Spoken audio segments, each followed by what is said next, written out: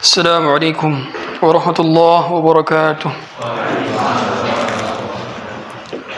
استغفر الله العظيم استغفر الله العظيم استغفر الله العظيم استغفر الله العظيم استغفر الله العظيم استغفر الله العظيم استغفر الله العظيم استغفر الله العظيم استغفر الله العظيم. إن الحمد لله نحمده ونستعينه ونستغفره ونعوذ بالله من شرور أنفسنا وسيئات أعمالنا.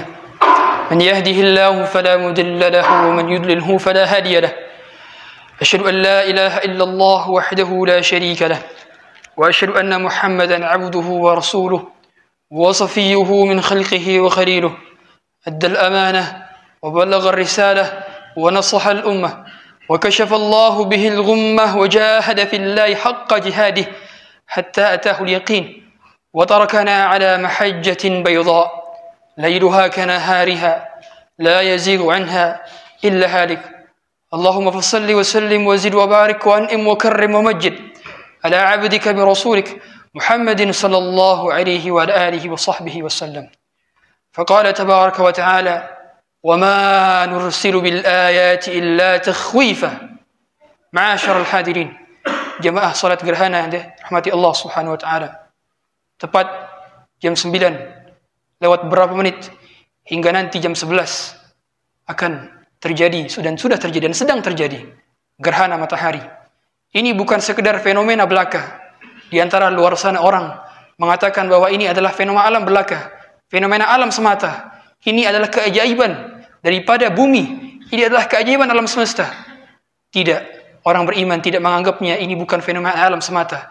Ini bukan fenomena alam belaka. Tapi orang beriman menganggap bahwa ini adalah tanda-tanda yang Allah berikan untuk menakut-nakuti manusia. Wa ma nursilu bil ayati illa takhwifa. Allah tidak menurunkan ayat-ayat ini kecuali tujuannya untuk menakut-nakuti manusia. Sehingga yang pertama kali kita lakukan, yang pertama kali kita rasakan, yang pertama kali kita renungi bahwa kita adalah makhluk yang penuh dosa dan kita akan segera berakhir meninggalkan dunia. Ini yang perlu kita camkan. Ma'asyarul hadirin, jamaah salat gerhana yang dirahmati Allah Subhanahu wa taala. Dahulu gerhana terjadi ketika anak daripada Rasulullah sallallahu alaihi wasallam, Ibrahim, yang mana berasal dari ibunda Maria Kiptiyah, meninggal dunia. Tepat baru saja masih kecil dia meninggal dunia. Yang kebetulan pada saat itu terjadi juga gerhana. Kemudian para sahabat mereka berbincang-bincang, barangkali gerhana ini sebab daripada kematiannya Ibrahim bin Muhammad. Akan tetapi ternyata Rasulullah SAW membantah itu semua. Inna syamsa wal qamar ayatani min ayatillah la yankasifani limauti ahadin wala li hayatih. فَإِذَا رَأَيْتُمُوهُمَا فَافْزَعُوا إِلَى الصَّلَاةِ. Rawahul Bukhari. Kata Rasulullah SAW, sesungguhnya matahari dan bulan adalah dua tanda-tanda dari tanda kebesaran Allah Subhanahu wa taala. Dia tidak menunjukkan sama sekali bagi hidup atau matinya seseorang. Dia bukan tanda bagi matinya orang, bukan tanda bagi hidupnya seseorang, tapi dia adalah bentuk sebagai liyukhawwifullahu bihi ibadah, agar Allah menakut-nakuti hamba-hambanya. فَإِذَا رَأَيْتُمُوهُمَا, apabila kalian melihatnya, maka lakukanlah salat sebagaimana Rasulullah SAW melakukan salat. Rasulullah mengatakan as-salatu jami'ah. Kemudian para sahabat ikut salat bersama beliau dan beliau khutbah pada saat itu setelahnya.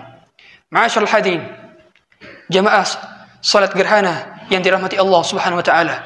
Tanda-tanda salat gerhana, tanda-tanda gerhana matahari, tanda-tanda gerhana bulan, ini semua adalah pertanda daripada ayat-ayat Allah agar Allah menginginkan kita untuk kembali kepadanya dengan memperbanyak zikir, ibadah, sedekah, dan ibadah-ibadah lainnya. Oleh karenanya Rasulullah SAW dalam khutbahnya menyuruh para sahabat untuk segera melakukan amalan-amalan ketaatan. Bukan berbahagia seperti sebagian orang di belakangan saat ini. Orang di luar sana justru menganggap ini sebagai sebuah fenomena belaka. Mereka berbahagia karena ini adalah kejadian langka. Tidaklah dengan orang beriman. Orang beriman takut. Datangnya gerhana seperti takutnya ketika didatangi oleh bencana alam. Sama seperti takutnya ketika didatangi oleh gempa bumi. Sama seperti takutnya ketika didatangi dengan tsunami. Karena itu adalah tanda-tanda alam. Yukhawwifullahu bi'ibadah, agar manusia takut kepada Allah, agar manusia kembali kepada Allah dengan memperbanyak ibadah. Posisi matahari yang sejajar dengan bulan, yang sejajar dengan bumi, sehingga meredupkan cahayanya dan diukur dari teleskop, menunjukkan bahwa ini adalah Allah Maha Kuasa atas segala sesuatu.